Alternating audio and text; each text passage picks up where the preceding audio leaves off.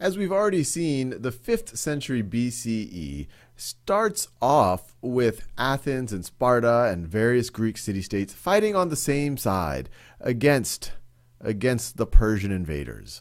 But as we saw in the last video, as soon as the Persians are dealt with, tensions start to rise between Athens and Sparta and their various allies. Sparta gets worried that the Athenian navy is looking maybe a little bit too strong. They were decisively important in the second Persian invasion, and they build this Delian League, whose purpose is to go on the offensive against the Persians, but more and more so, it was starting to look like an Athenian empire. And a lot of this, you can imagine, it's like a game of Risk. The more you take over, the more resources you have, the more that you can build more ships and have more soldiers so that you can take on even more. So as Sparta and Athens are starting to become more and more rivals, Sparta is getting insecure about Athens' influence and their resources and their military power. And we even saw it in the last video. You have an earthquake in Sparta, potentially right around the same time that Sparta was planning an invasion of Athens, leaving the Spartans vulnerable. There's a Helot uprising, these Spartan slaves. The Athenians send hoplites to apparently help the Spartans, but the Spartans are suspicious of it and they send them back. And then it culminates with the skirmish you have between Megara and Corinth, which were historically two Spartan allies, but Athens decides to take sides, gets an alliance with Megara, and that's one thing too many for the Spartans, and so they declare war, and you have what's called the First Peloponnesian War, but that's not the Peloponnesian War. That's the first time that you start having very open conflict between the Spartans and the Athenians. And these conflicts last for on the order of about 15 years, and they're ended with what's called the Peace of 30 Years. But as we will see, this Peace of 30 Years only lasts about 15 years. And the whole time, tensions continue to arise. The Delian League, or you could call it the Athenian power, the Athenian empire, I should say, is getting more and more powerful. The Athenian navy is getting more and more powerful. And once again, things culminate. And now this is the beginning of the actual Peloponnesian War, the thing that people are referring to when they talk about the Peloponnesian War. In 431 BCE, the king of Sparta is convinced, or is, I guess you could say, he is influenced to, even though he himself was somewhat skeptical of the idea, he decides to invade Attica. Attica is something you'll hear a lot about. It is this region right over here, this little outjutting of land that Athens is on. And this first phase of the Peloponnesian War is called the Archidamian War, named for the king of Sparta, who somewhat reluctantly decides to invade Attica. And so that's stage one. Archidamian War. And the Archidamian War, its essential ingredients are, you have Sparta with its dominant army going and having repeated attacks onto Attica, and the Athenians with their dominant navy going and having raids throughout the Peloponnese and along the Aegean coast. So here you have the Athenians going. Let me do the Athenians and the Spartans in two different colors, actually.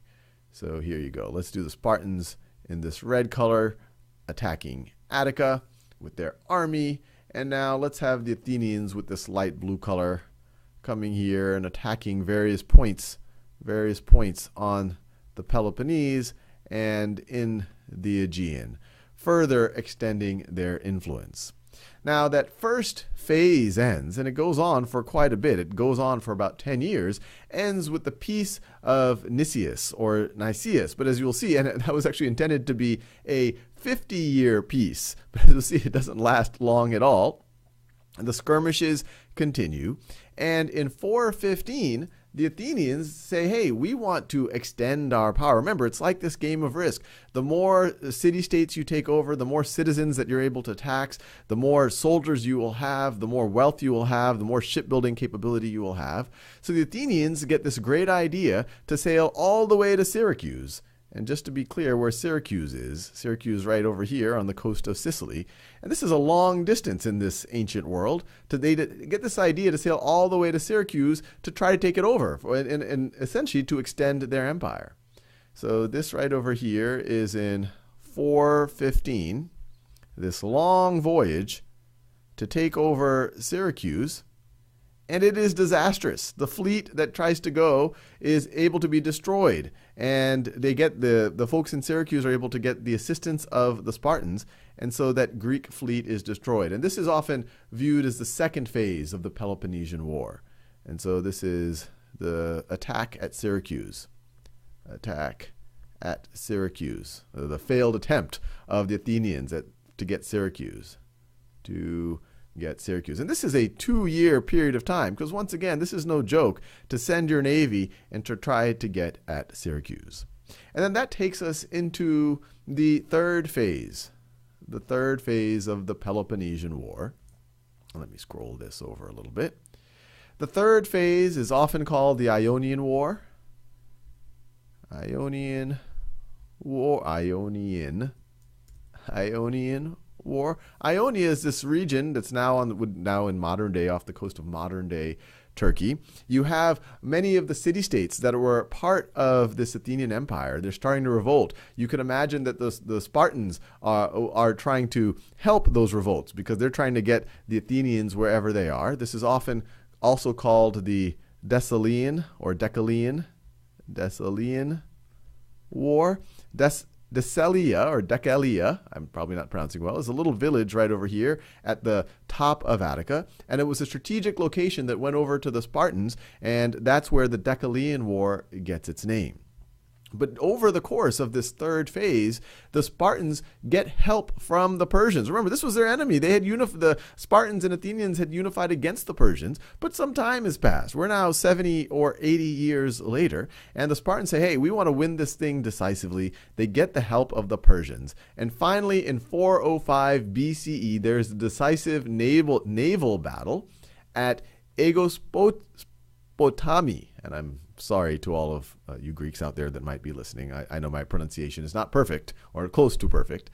But this is a decisive victory right over here for the Spartans. They are able to destroy the Athenian navy. And that's the decisive victory. And then in 404, this is 405, in 404, the Athenians surrender and the famous Peloponnesian War is over. The Spartans are victorious. But it's not a great victory because, as you can imagine, you have towns that have been destroyed. Large parts of Greece have been weakened. And it leaves the whole area open to attack from others. And as we will see in the next century, in the 4th century, we have Philip of Macedon, or Macedon, depending on how you want to pronounce it, who's able to use that vulnerable. And the Macedonians or the Macedonians, they are related to the Greek people, but he's able to use that vulnerability that happens over the course of the 5th century to attack the city-states of Greece, but he actually is able to unify them.